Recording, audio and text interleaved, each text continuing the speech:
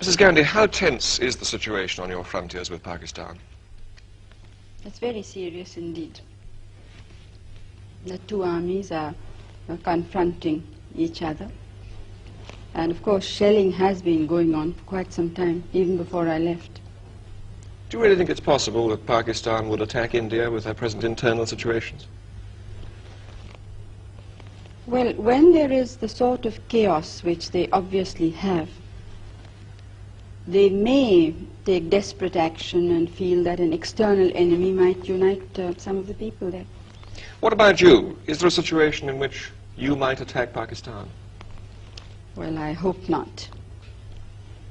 India has always tried to be on the side of peace and negotiations and so on. But of course we can't endanger our security in any way. Do you frankly expect to see war with Pakistan soon? It does look to many people as if it's inevitable. I don't think one can really give an answer to a question of this kind. But as I said, we are trying everything possible to prevent it.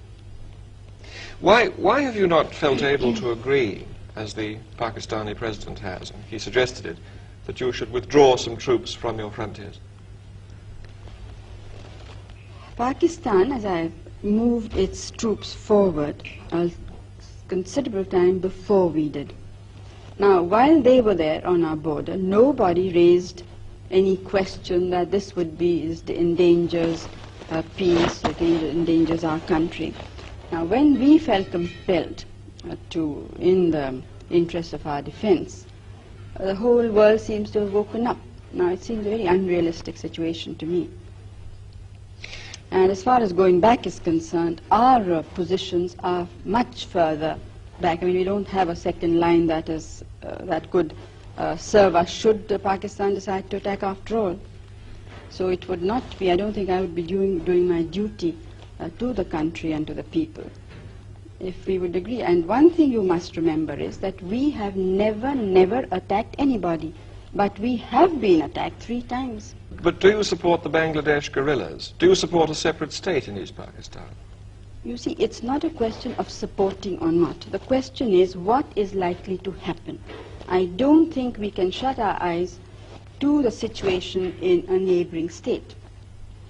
I think, and I personally think that most of the world believes this, so they may not be willing to say it out openly, that Pakistan as it existed can never be the same again. But don't you think the situation on your frontiers might be less dangerous if you personally were to meet Yahya Khan, so that you understood each other's positions more clearly? Have you read some of Yahya Khan, the president's speeches and interviews? Yes. Well, and do you still think it would serve a useful purpose? Maybe you would understand each other's positions on the frontier better. You'd understand why your troops are stationed there. No, I understand it perfectly well. There's absolutely no doubt in my mind. Our troops are stationed there because we were threatened by the military regime of Pakistan. In no uncertain words, there has been a situation of indirect aggression. And I don't think that you could point out to me any other head of government who in the present circumstances would have been so restrained, when the entire country is not restrained. I mean, it is great difficulty that we are holding the situation. And then what we get outside is to equate us with a government which has killed more than 1 million people, which has created conditions of barbarity which I don't think the world has very seldom seen. Perhaps against the Jews in Hitler's time, but I don't think in any other time of history has this sort of thing been witnessed. Do you see yourself somehow being drawn into this, being involved in this in some way that you might have to intervene in East Pakistan? Out of humanity, almost. Well, East Bengal is the affair of the leaders of East Bengal. Now, it's up to them what should happen there. Final question. The refugees are still coming over and you have this enormous problem in India. How much longer can you sustain this? Well, we can't sustain it now longer. It's now for some months it really has been something that's, water going higher and higher. What are you going to do about it?